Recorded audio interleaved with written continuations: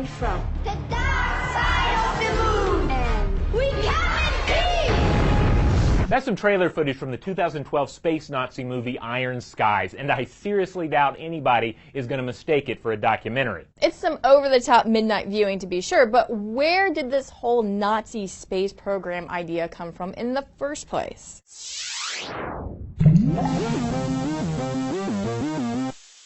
Comic books and movies are loaded with Nazi super science, and the roots go back all the way to mid-World War II comics. Robert A. Heinlein authored a tale about a German lunar base as early as 1947, and with such modern comics as Nazi werewolves from outer space, things have only grown more ridiculous. Nazi moon bases and UFOs are also a long-standing staple of conspiracy theorists. I mean, how else would Hitler have flown into the lizard man-haunted sanctuary of the Hollow Earth? But let's put all the comic book fun aside for a moment and consider the reality. The Nazis held power from 1933 until Germany surrendered in 1945. During this time, German scientists certainly pushed the boundaries of jet and rocket-powered propulsion. They secretly researched atomic weaponry and unleashed two of the more remarkable military technologies of the day, the dreaded V-weapons. The V-1 seen here was a pulse jet-powered cruise missile. The flying bomb claimed thousands of lives, but was ultimately susceptible to anti-aircraft defenses. But then came the V-2, the world's first long-range ballistic missile and the first man-made object to reach space. This supersonic weapon was virtually unstoppable by existing defensive measures, but it ultimately proved ineffective in turning the tide of the war. The V-2 was a weapon of death and terror, but it also helped usher in the space age. The work of Wernher von Braun and other German rocket scientists fueled the efforts of both the United States and the Soviet Union. Von Braun himself became a driving force at NASA and may have helped fuel the myth of the Nazi space program in the process. According to Smithsonian space history curator Michael Neufeld, during the Cold War, von Braun and key associates deliberately gave the misimpression that while they'd been building weapons, they really only cared about space. Meanwhile, the Nazi power base itself had been devoted to total war, and the only reason they supported rocketry at all was to develop better weapons technologies. Make no mistake, very little scientific activity took place under the Third Reich that did not directly benefit the war effort, and this was especially true of rocketry. As both Michael Neufeld and von Braun biographer Bob Ward related to me in 2011 interviews, a lot of the German rocketry scientists supported weapons building, and some were even enthusiastic Nazis. Von Braun himself was a right-wing nationalist German who had a lot of sympathy for the Nazis during the war. So again, there was no Nazi space program. Now, the Nazis certainly capitalized on a pre-existing German rocketry fervor, but empowered it solely for war, not for exploration. But in this, the Second World War and the Cold War to follow certainly propelled space exploration. As Neil deGrasse Tyson points out in his book Space Chronicles, space exploration is a mega project, much like the pyramids of old. And only three factors tend to propel us to complete such projects: war,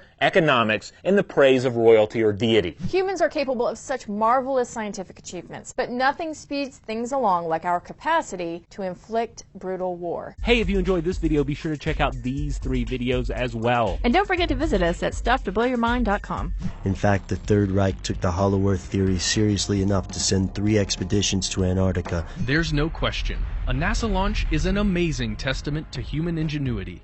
But where did the space shuttle come from? Perhaps one of the most fascinating theories is that the Nazi Party had secret, advanced technology, years or even decades ahead of the Allied forces.